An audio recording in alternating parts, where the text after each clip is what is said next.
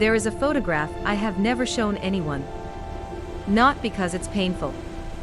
Because if I show it to you, you'll ask me what happened next, and I still don't have an answer. 15 years ago, on a train platform, at exactly 6:47 in the evening, someone said 4 words to me. I didn't understand them then. I understand them now. And by the end of this video, you will too, because what happened on that platform didn't just change one night. It changed the rest of my life, and I need you to hear how. Before I go back there, hit subscribe, because stories like this one live here, and I don't want you to miss the next one. Drop a comment below and tell me, has one single moment ever changed your entire life? I read every single comment. And if this story moves you even a little, share it with someone who needs to hear it today.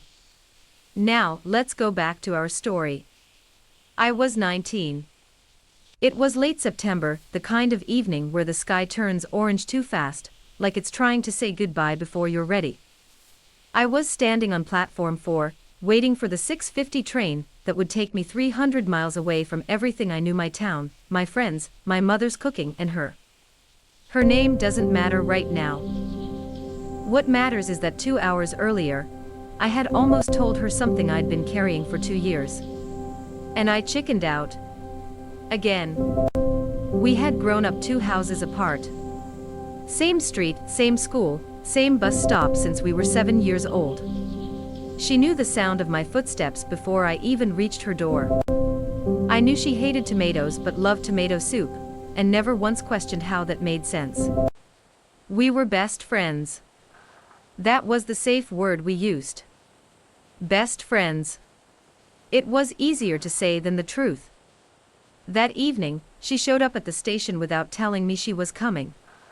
I remember turning around and just freezing. She was standing there in that faded blue jacket, hands in her pockets, hair messier than usual because she'd clearly run.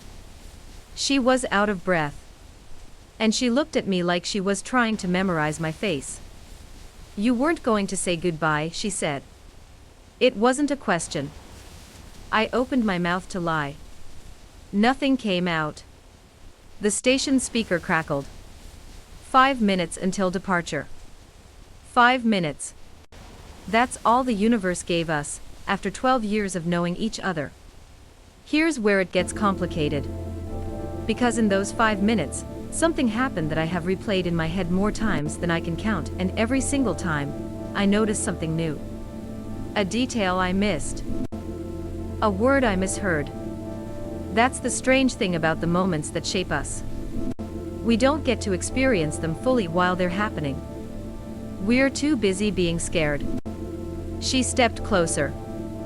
The train was loud announcements, wheels screeching somewhere far off, a child crying near the vending machines, but somehow her voice cut through all of it. I need to tell you something before you go, she said, and I need you to not say anything until I'm done. Okay. I nodded. My heart was doing something violent in my chest. I've known since we were 14, she said. I've known, and I never said it because I was terrified it would ruin us. And now you're leaving, and I think I'd rather ruin it than regret it. 3 minutes. I want you to sit with that for a second, because I certainly didn't have time to. 3 minutes to respond to 12 years of unspoken feeling. 3 minutes to decide whether the safest relationship of my life was about to become the riskiest.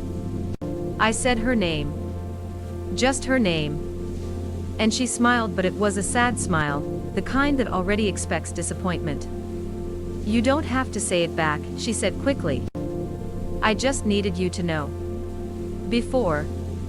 I love you too. The words left me before I even decided to say them.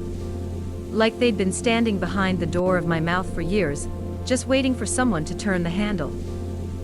She didn't move. Neither did I. The whole platform seemed to hold its breath with us. 1 minute. This is the part one need you to understand, because it's the part that haunts me. We had 1 minute. 1 minute to figure out what two people do with a truth that arrived for minutes before a train pulled a boy 300 miles away. She grabbed my hand. Not romantically, desperately. like she was trying to hold on to a moment that was already slipping through her fingers. "Come back," she said. "Just come back. That's all I'm asking." The train doors opened behind me with a hiss that sounded, in that moment, like the whole world exhaling. And here is where the story turns, because what I did next is not what you're expecting. I didn't get on the train. I stood there as the doors closed. I stood there as the train pulled away without me, carrying my suitcase, my ticket, my scholarship orientation packet, everything I had planned for months. I stood on that platform with her hand still in mine, and for the first time in my life, I chose a person over a plan. You'd think that's the happy ending. A movie would end right there, wouldn't it? Boy misses train, chooses the girl, credits roll. But real life doesn't roll credits. Real life keeps going. We spent that night talking until 4 a.m., finally saying everything we'd swallowed for over a decade. And for 6 beautiful, terrifying months, we were together. Truly together. Not best friends. Something we'd both been too afraid to name. Then life did what life does. I eventually left for that same university, just a semester later.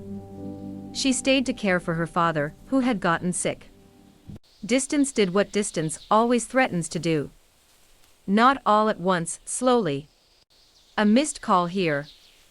A shorter conversation there. A "we should talk soon" that kept getting pushed back. We never had a big breakup. We just faded. Like a photograph left too long in the sun. I didn't see her again for 11 years. Then, 3 years ago, I was back in my hometown for my mother's birthday, walking past that same train station out of habit when I saw her. Older. A little tired around the eyes in a way that comes from a life fully lived. She was holding a little girl's hand, her daughter, I'd learn later. We talked for 20 minutes on that same platform. Not about what could have been. About what was. She was happy. Genuinely happy. And somehow, so was I, just seeing that. Before she left, she said something I've never forgotten. "You know," she said, "I used to think that moment The on the rose train carried was the yesterday's beginning of our memories. story. The wind carries them home. But I think now it was the whole story. The rose Everything carried after was yesterday's just memories. the rest of our The lives wind carries happening them because home. of it.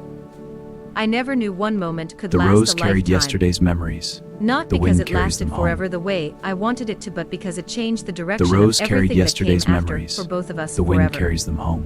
She married someone else. I built a different life too. But neither of us would be who we are now if I had gotten on that train. Sometimes the moments that define us aren't the ones where we get everything we want.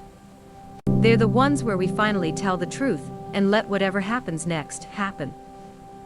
If this story meant something to you, I want to hear about your platform moment, that one instant where everything changed, even if it didn't end the way you hoped. Tell me in the comments below. Subscribe if you want more stories like this one, because I promise you, there are more waiting. And if someone in your life needs to hear this today, send it to them. You never know whose platform moment is happening right now. I'll see you in the next story.